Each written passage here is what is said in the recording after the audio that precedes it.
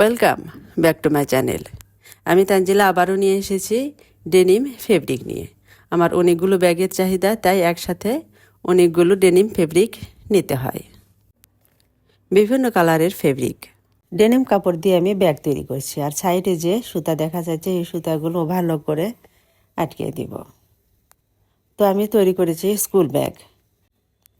School bag বলেন বা যে কোনো ব্যাগই বলেন, ক্যারি করা যাবে এটা খুব সহজেই এবং ফ্যাশনেবল হিসাবে।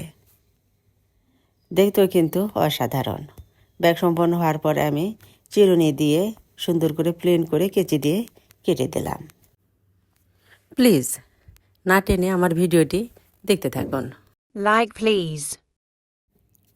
আরও তৈরি করছি বিভিন্ন ধরনের হ্যান্ডব্যাগ।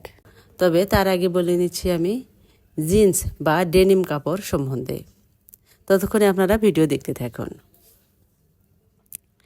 একটু ডেনিম কিন্তু জিন্স নয়, তবে সব জিন্সই ডেনিম। আরও বিভ্রান্ত লাগছে, তাই না? জিন্স কি ডেনিম কি? তবে এই সম্বন্ধে আমি বলছি।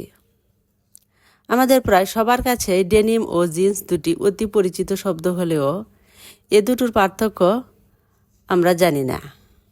আসুন জেনে নেই ডেনিম ও জিন্সের পার্থক্য কি। আসলে জিন্স কি, ডেনিম কি? ডেনিম হচ্ছে fabric. Denim fabric 100% cotton twill বা স্টেচ টুইস দিয়ে তৈরি হয়। এই ফেব্রিক দিয়ে তৈরি হয় শার্ট, জিন্স, ব্যাগ, জ্যাকেট সহ আরও অনেক কিছু। অপরদিকে জিন্স হচ্ছে এক ধরনের পোশাক, আরামদায়ক ও সহজে ময়লা হয় না বলে বিশ্বজুড়ে জনপ্রিয় এই পোশাক। মূলত জিন্স বলতে ডেনিম ফেব্রিক দ্বারা তৈরি প্যান্টকে বোঝানো হয়। ডেনিম দিয়ে অনেক গার্মেন্টস তৈরি হয়, কিন্তু যে প্যান্ট তৈরি হয় সেটাই হচ্ছে জিন্স। নীল রং যদিও জিন্সের অন্যতম বৈশিষ্ট্য, তবে এখন নানান রঙের জিন্স দেখা মেলে বাজারে। তারপরেও কিন্তু নীল রঙই রয়ে গেছে, দেখতেও সুন্দর লাগে। এই নীল রং হওয়ার কারণ হলো, যখন ডেনিম কাপড় প্রস্তুত হয় তখন নীল আসত প্রচুর, সহজলভ্য ছিল, দেখতেও ময়লা লাগে না, বা ময়লা হলে ময়লা বোঝা যায় না, আবার সুন্দরও লাগে দেখতে। যার জন্য আজও রয়ে গেছে নীল রং। ডেনিম ফেব্রিক দিয়ে তৈরি পোশাক অনেক দিন ব্যবহার করা যায়, সহজে ভাঁজ পড়ে না, ফলে আয়রনের ঝামেলা ছাড়াই পরা যায়। জিন্স বরাবর ধোয়ার প্রয়োজন হয় না, দীর্ঘদিন ব্যবহার করা যায়। ফ্যাশনে এসেছে জিন্স। বিভিন্ন ধরনের জিন্স বা ডেনিম কাপড়ের তৈরি পোশাক পাওয়া যায়। বর্তমান সময়ে জিন্সের চাহিদা প্রচুর, শীতকালে আরও বেড়ে যায়। Strike the iron while is red. সঠিক সময়ে কাজ করতে হয়। আমি ব্যাগ তৈরি করছি। ব্যাগের মধ্যে সুতা দিয়ে কাজ করছি নতুনত্ব আনার চেষ্টা করার জন্য। মাঝখানে দিয়ে পুঁতি বা কাঠি বসাচ্ছে। বিভিন্ন ধরনের ব্যাগের সেলাই হচ্ছে, ডিজাইন হচ্ছে।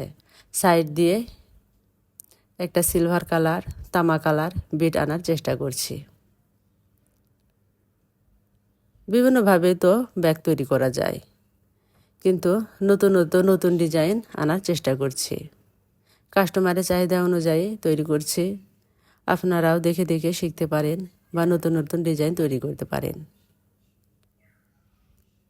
হয়ে গেল আমার ব্যাগ তৈরি।